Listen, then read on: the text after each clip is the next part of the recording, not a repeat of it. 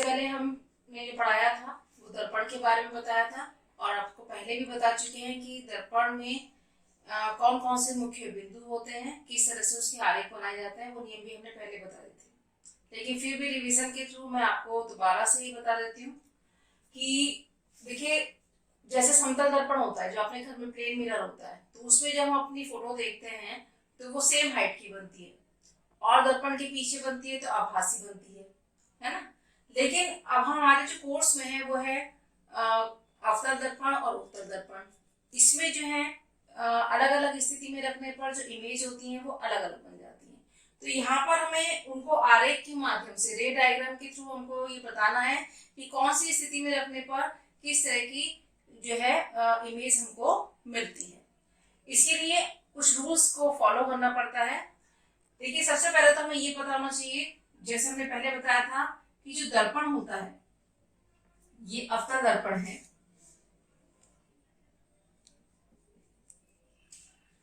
इसमें यहाँ पर ये जो सीधी रेखा जाती है इसे हम क्या कहते हैं, मुख्य अक्ष कहते हैं। मुख्य अक्ष पे यहाँ पर जो बिंदु P लेते हैं इसे पोल या ध्रुव कहा जाता है,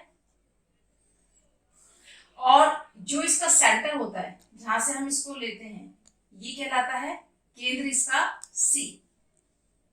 P से C तक जितनी भी डिस्टेंस होती है उसका हाफ होता है F, यानी कि फोकस। ठीक है, मेन बात हमें ये ध्यान रखनी होती है जब भी हम कोई भी रे डायग्राम बनाते हैं।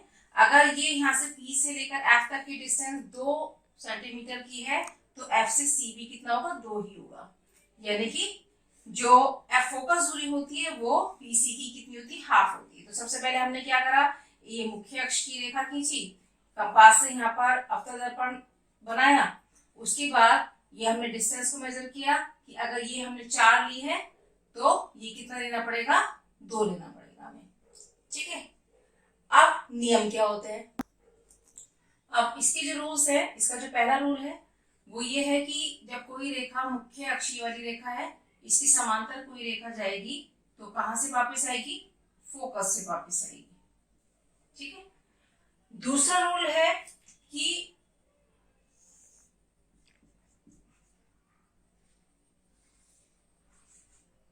P हो गया, ये C, और ये इसका हाफ F, कि अगर कोई ऑब्जेक्ट से जो रे है वो फोकस से जाती है तो वो रिफ्लेक्ट होकर मुख्य अक्ष के समांतर हो जाती है। तो ये मुख्य अक्ष के समांतर गई तो फोकस से आई, और फोकस से गई तो रिफ्लेक्ट होकर मुख्य अक्ष के समांतर हो गई। तीसरा नियम होता है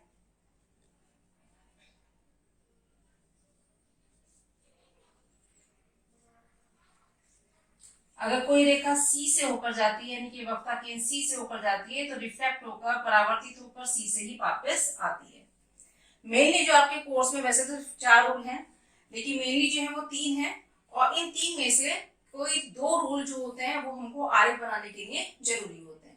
ठीक है, अब हम देखते हैं कि आरेख किस तरह से बनाया जाता है।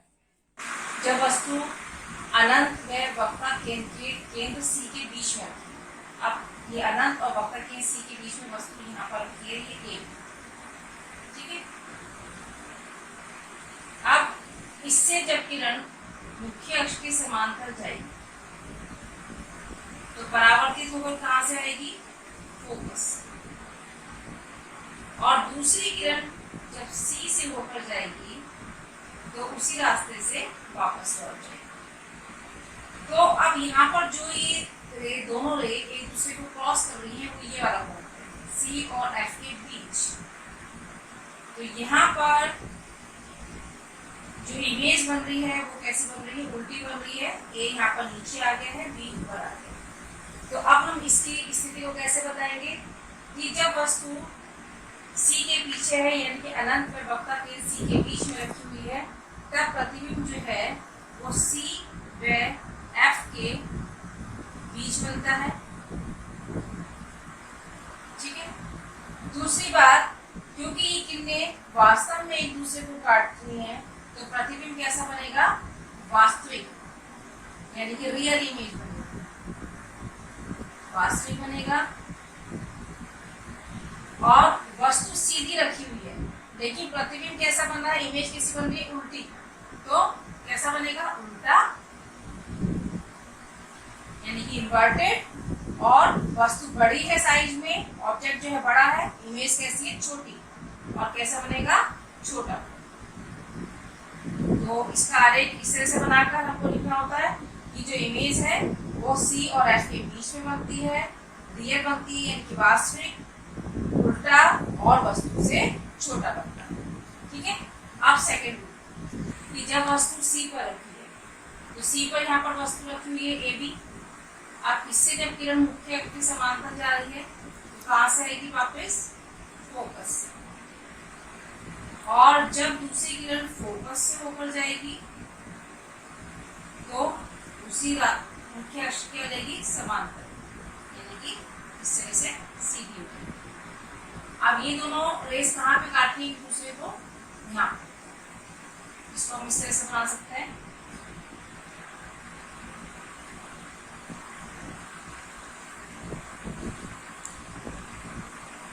तो आप स्केल से बनाएंगे तो बिल्कुल सही आएगा।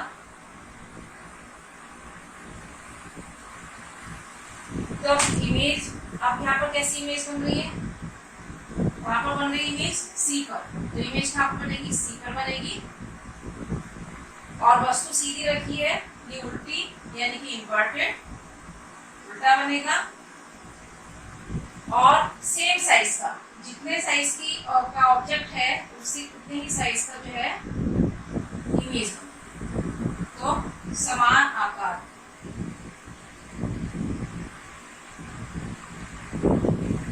समान आकार यानी कि सेम साइज, और क्योंकि ये रेज जो है रियल में एक दूसरे को काट रही हैं तो ये क्या देगा वास्तविक यानी कि रियल। तो आपकी स्थिति क्या बताएंगे कि जब कोई ऑब्जेक्ट को सी पर रखा जाता है तो उसकी इमेज सी पर ही बनती है, और ये इन्वर्टेड यानी कि उल्टी बनती है, सेम साइज की बनती है और रियल बनती है। ठीक है। अब इसकी थर्ड पोजीशन को देखते हैं। अब जब ऑब्जेक्ट को हमने सी और एफ के बीच में रखा, जो कि यहाँ पर ऑब्जेक्ट ए बी, अब इससे कोई किरण जाएगी मुख्य अक्ष के समांतर, तो ये कहाँ से आएगी फोकस।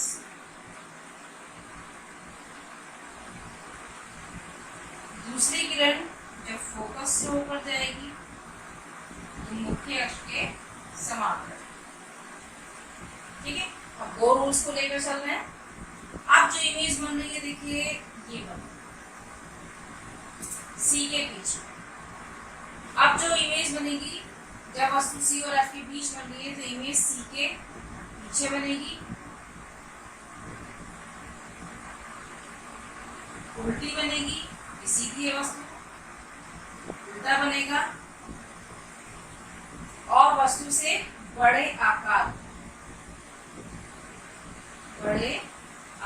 का,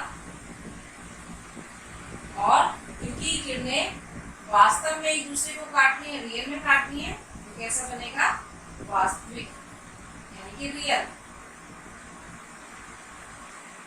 तो जब वस्तु को सी और एफ के बीच में रखा जाता है तो जो इमेज है वो सी के पीछे बनती है, उल्टी बनती है, वस्तु से बड़े साइज की बनती है, और किरणें वास्तव में काट रही हैं तो वास्तविक। ठीक है। चलिए नेक्स्ट पॉइंट पर। अब जब वस्तु फोकस यानी कि एफ पर रखी है, तो देखिए यहाँ पर वस्तु एफ फोकस पर रखी है, ए भी वस्तु है, इससे किरण जब मुख्य अक्ष के समांतर जाएगी तो कहाँ से आएगी वापस फोकस। दूसरी किरण अगर सी से होकर जाती है तो उसी रास्ते से वापस लौट जाए। तो आप ये देखेंगे ये जो किरणें हैं ये यहाँ पर नहीं काटनी एक दूसरे को, लेके अगर हम पीछे की तरफ इसको लेकर जाएंगे तो कहीं दूर ये अनंत पर एक दूसरे को काटेंगे। अनंत मतलब होता है कि जैसे कि ये कम फोकस दूरी का दर्पण है, अगर ये 2 सेंटीमीटर फोकस दूरी का है तो अगर प्रतिबिंब जो है 10 सेंटीमीटर की दूरी पर बन रहा है तो वो उसके लिए क्या देगी अनंत, यानी कि काफी दूर जाकर ये रेस एक दूसरे को काटेंगी, और जितना नीचे की तरफ जाएंगी तो प्रतिबिंब उतना ही क्या हो जाएगा बड़ा, काटेंगी जरूर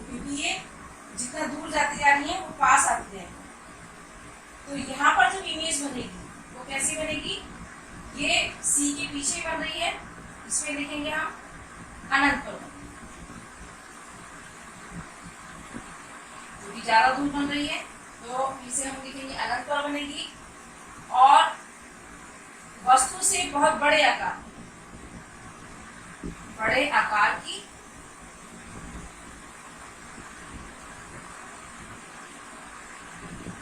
और उल्टा यानी कि इन्वर्टेड और किरणें वास्तव में काट रही हैं तो वास्तविक यानी कि रियल।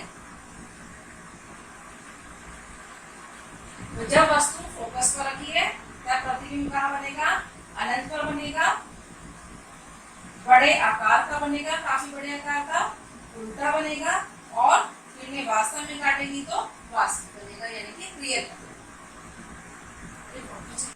जब वस्तु F व P के बीच में रखी हो यानी कि फोकस और ध्रुव के बीच में रखी है, तो अब यहाँ पर ये भी वस्तु रखी है, इससे किरण जब मुख्य अक्ष के समांतर जाएगी तो कहाँ से आएगी, फोकस से। तो जब वस्तु ए बी रखी है तो ये मुख्य अक्ष के समांतर जाएगी तो कहाँ से आएगी, फोकस से आएगी। और दूसरी किरण जब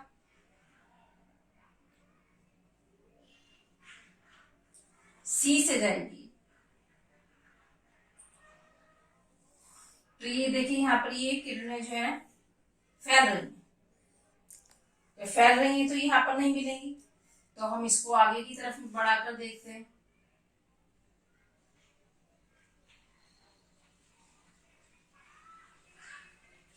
आगे की तरफ बढ़ाने पर दर्पण के पीछे ये हमको इमेज दिखाई दे रही है।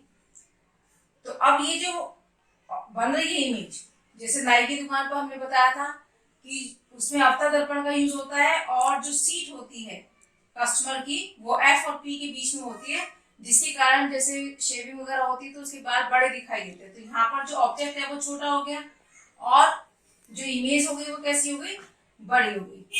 तो अब इसमें कैसी इमेज बनेगी, दर्पण के पीछे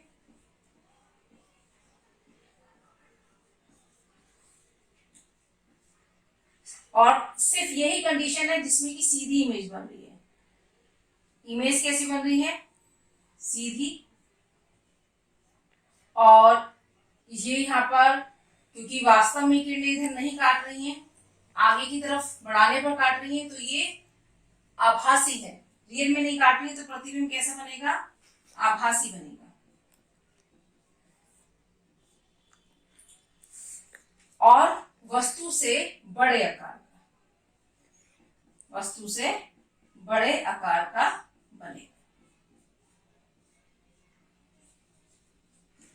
तो जब वस्तु F और P के बीच में रखी जाती है तो जो प्रतिबिंब होता है वो दर्पण के पीछे बनता है, वस्तु से बड़ा बनता है, सीधा बनता है और आभासी बनता है। एक यही कंडीशन है जहां पर प्रतिबिंब जो है अवतल दर्पण में आभासी बनता है। अब उत्तल दर्पण में देखिए, उत्तल दर्पण द्वारा कैसे आरेख बनेंगे, ये मुख्य अक्ष है, ठीक है, और ये उत्तल दर्पण है, तो इसका जो केंद्र है वो C होगा और C से P तक, ये P क्या है, पोल है, और C से P तक की जो डिस्टेंस होती है उसका हाफ क्या होता है, F होता है। रूल्स वही हैं जो कि अवतल दर्पण में थे और उनमें से कोई भी दो रूल से ही यहाँ पर जो है आरेख बनेगा यानी कि इमेज बनेगी। अब यहाँ पर मुख्य अक्ष पर कोई भी वस्तु रखी हुई है, ये AB रखी हुई है, इससे जब कोई रे मुख्य अक्ष के समांतर जाएगी तो रिफ्लेक्ट होकर कहाँ पर जाती है, फोकस से। तो ये हमने दिखा दिया फोकस से जा रही है, क्योंकि इसके पीछे जा रही है तो हम इनको डॉट डॉट करके दिखाएंगे, ठीक है। और दूसरी रे जो है जब C से जाएगी तो उसी से वापस हो जाएगी, तो यहाँ पर भी दर्पण के पीछे हमने इनको डॉट करके दिखाया है। और ये दोनों रे जो हैं एक दूसरे को कहाँ पर क्रॉस कर रही है, इस पॉइंट पर। तो जो इमेज बनेगी वो यहाँ पर बनेगी फोकस के पास पे, और ये जो बनेगी ये कैसी बनेगी, छोटी बनेगी। जो इमेज है वो कैसी बनेगी, वस्तु से। अब जो इमेज बनेगी AB की वो यहाँ पर बन रही है, तो ये कैसी है, सीधा इमेज कैसी बन रही है, आभासी, क्योंकि इसके पीछे बन रही है। और ये जो लाइंस हैं वो डॉट डॉट करके दिखाई हैं, तो ये रियल में नहीं काटे, तो ये कैसी है, आभासी। तो आभासी बनेंगी, क्योंकि ये हमें क्लियर पता नहीं चल रहा है, आभासी है। और छोटे आकार की वस्तु से प्रतिबिंब कैसा बनेगा, छोटा बनेगा। और कैसा बनेगा, सीधा बनेगा। तो उत्तल दर्पण में क्या होता है कि जो भी इमेज होती है वो आभासी बनती है, क्योंकि वो दर्पण के पीछे बन रही है, छोटी बनती है और सीधी बनती है। इसकी यही स्थितियां हैं। बाकी इसमें है वो हम पढ़ेंगे लेंस के बारे में, कि लेंस के द्वारा किस तरह से प्रतिबिंब बनाए जाते हैं। ठीक है, ओके, थैंक यू।